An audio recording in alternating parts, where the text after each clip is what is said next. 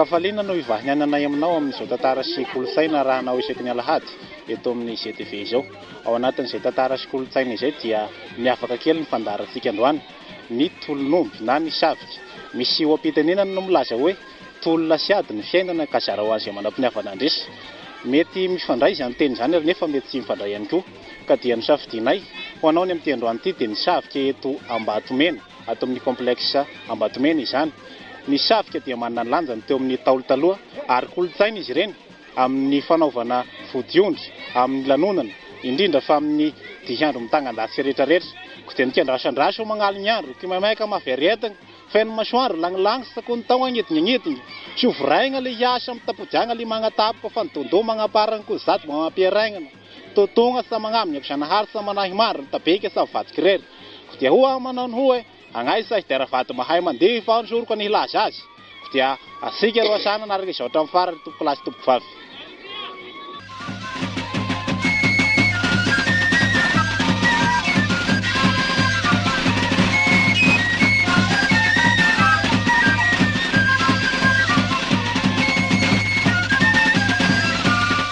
Manana ny lanjany eto amin'ny Betsileo ny savika, izay matetika isehony izany dia amin'ny fagnengam-bady, ny lanonana sy ny diandro mitangan-dasika any ambalana any ambanivohitra. Ny tena ahitana ity savika ity matetika ihany koa dia ny any amin'ny faritra Moromania, any Ambositra, i Matsiatra sy ireo toerana izay mbola mitazona ny kodrazana na ny kolotsaina malagasy. Somary mihalefa izany fitsaviana izany ankehitriny raha eto amin'ny faritra amin'ny Betsileo manokana.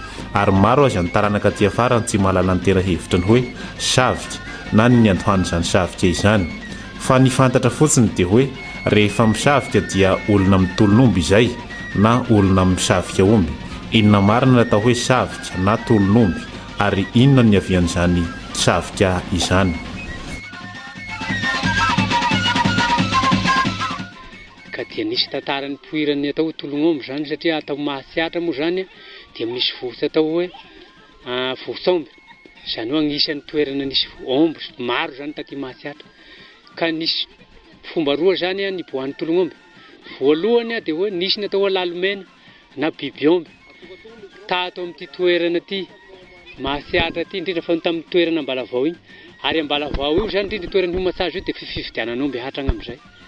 Ka dia nisy olo zany hataty hiaragnany hividy omby agny amin'ny toerana simoagna Ambalavao sy ny Parisy tamin'izay andro zay. Dia ny biby omby io mihinan'olo zany.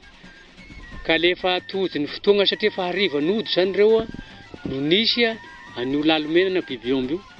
Dia tsy afaka niala fa nagnanika ambony hazo ny mianaka dia sahita koa natao satria ny biby omby magneza. Ary lefa magnanika ambony hazo dia amaniany rambony dia akipikipiny. Dia rehefa malailay agnao dia trotraka ategna. Dia natahotra zany rain'olo sy ny zanak'olo dia natao kisatretraka zany ny omby. Zany hoe kinenda ny biby omby zany dia ny zanany nanjera. Io moa lasa sala amin'ny angano zany aty Matsiatra. Sinera ny masony, sinera ny fotony omby. Dia nalemy io biby omby io. Dia io zany agnisan'ny boan'ny tolognomby voalohany. Ny boan'ny tolognomby faharoa mahavosomby anazy amin'igny faritra tsy andrefany Ambalavao misy hoe vosomby tamin'ny andro ambelon'andro. Dia nisy koa ny atao hoe omby donaka zany hoe famandrehan'omby zany. Dia ny lehilahy mahery zany miala tanàna mamandrika omby agnatety agny. Zay zany agnisany satria maromaro zany kolotsaigny boan'ny tolognomby ato hatramina forazaza. Ka nisy zany omby agnatety agny zany mikarenja. Misy zany omby hariana tanàna dia mamandrika omby zany ny tato Matsiatra agnatety agny. Misy natao omby manga. Dia omby manga io zany ro fandrehana agnatety agny dia natao tanàna dia io koa zany agnisan'ny boan'ny tolognomby tato Matsiatra ambony. Dia hatramin'izao moa zany dia lovo faindren'ny taolo dia izao zany lovana eto hatramin'izao.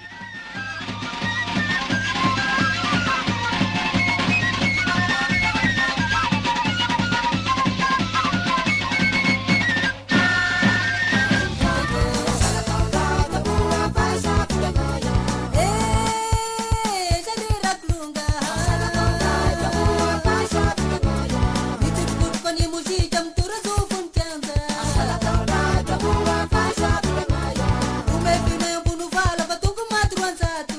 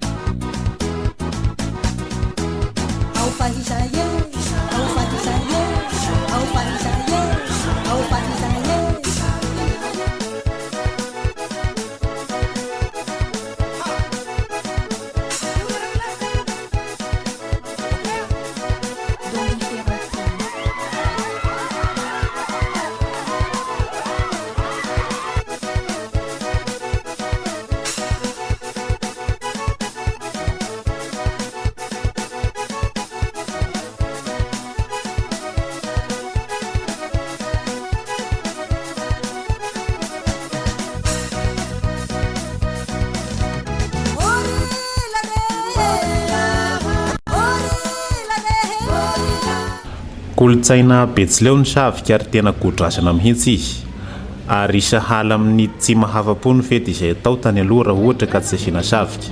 Manazava mahakasika izany ihany koa ny tompon'omby avy any Hiaranany mahakasika ny atao hoe Savika. Raha ny momba ny Savika izany ro tianareo fantatra ery hazavaina eto dia Savika io zany godrasan'ny Betsileo indrindra fa zanaky Hiaranany dia olo te Savika na ina atao amin'ny fomba misy atao agny amin'ny tanindrazana misy ana Betsileo anay agny na fangambady na fidirina andrano vao na lanona na trano vita dia Savika io ihany zany no zava-dehibe aminay magnamasaka ny zavatra ataonay fa raha tsy misy Savika zany zavatra ataonay dia ohatrany tsy avy apoka. Rehefa alohan'ny hitolomanombo ny Savika dia misy zavatra tokony ho tandremana ka ho an'ny mpanolona manokana dia ny fo maloto ny tena fadina alohan'ny hirotsaka ao anatin'ny vala. Tokony hanana fo madio tsara ary fanampin'izany dia ny fahaizana sy ny fahasahiana hiatrehina ny fisaviana. Alohan'ny isaviana zany dia tsy maintsy misy fadiny aby moa zavatra rehetra amin'ny mpanolona zay dia ny fadiny mpanolona tsy manao tsy hanana fo maloto na hampiseho aody fa atao apo madio ampahaizana sy ampahasahiana. Fahasahiana sy fahakingana. Fahasahiana, fahakingana, fahaizana.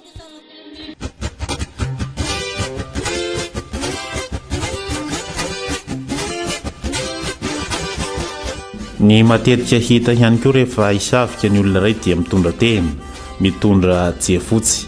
Misy dikany avy anefa izy ireny fa tsy mandehandeha tany. Raha araky ny tantara dia ny tehina mariky ny fiandrianana, fanjakana, kasana mitovitovy amin'izany ihany koa ny an'ny mpisavika. Inona marina ary no dikan'ny tehina, inona no dikan'ny jiafotsy alohan'ny hisaviana omby iray.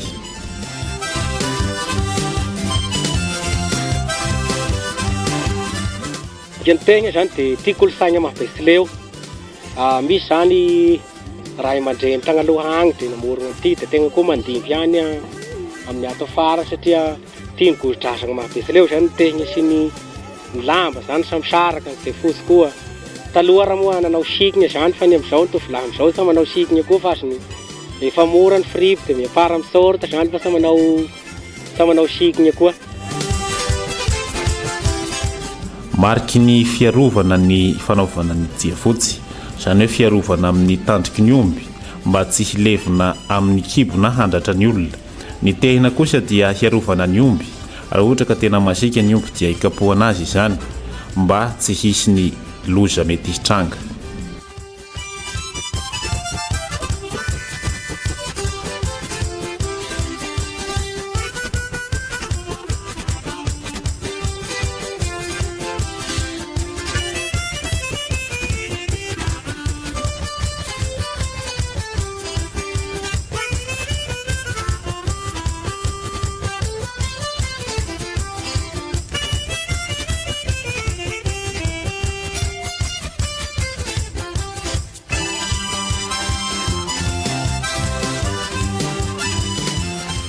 Kolotsaina Betsileo ary kilalao mahafinaritra ity Savika ity, indrindra fa rehefa mijery azy.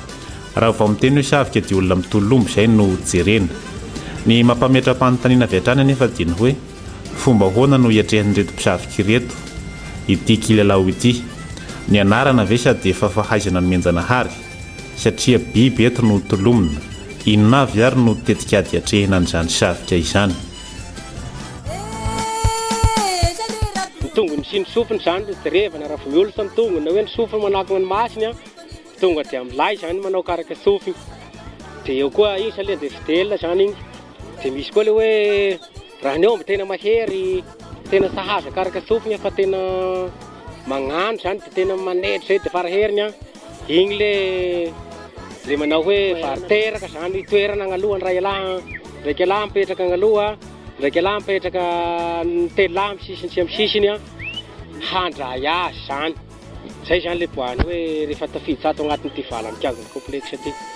Ary ato izany raha ohatra ka hoe manatahaka anay amin'ny faritsy Matsiatra ambony tenitehina izany tsy dia miasa aminay loatra amin'ny resaka tolon'omby. Fa ny anay izany tagnana dia kasine. Ary ny zava-misy aminay ato koa izany tsy dia tianay koa le mitangorona fa simple ihany hoe raika ny trafony dia raika ihany ro tsy maintsy ho avy eo dia tsy trotraka moa iny izany ifamonjena izany satria omby raika an'olon-draika iny dia ifamonjena ihany ny agny satria le ohatra trotraka ao dia tsy maintsy milay ny sisa sa voadisiny iny ao. Izay izany ro fomba fanaovana azy izany fa misaotra. Ny zavatra tsara ho marihina dia fomba dio ny tena takena amin'ity Savika ity, ary indrindra ny tsotran'ny ray aman-dreny. Marika izany fa mahery ny tsotran'ireo ray aman-dreny ireo rehefa hiatrika zavatra iray. Raha fehezana kosa dia kolotsaina Betsileo tanteraka ny tolon'omby, ary atahorana ny havery azy raha tsy mihetsika isika taranaka aty aoriana hamelo maso izany indray. Aza atao valalanam-boa ny kolotsaina ka isika tompony indray no tsy tia azy.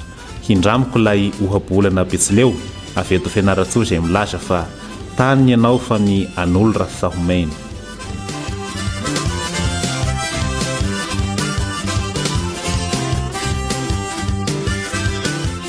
Fakotrazana malagasy ny Savika Betsileo ary anisan'ny tena manana ny lanjany izany raha mbola eto amin'ny faritra antsika, indrindra fa eto amin'ny renivohitry Fianaratsoa.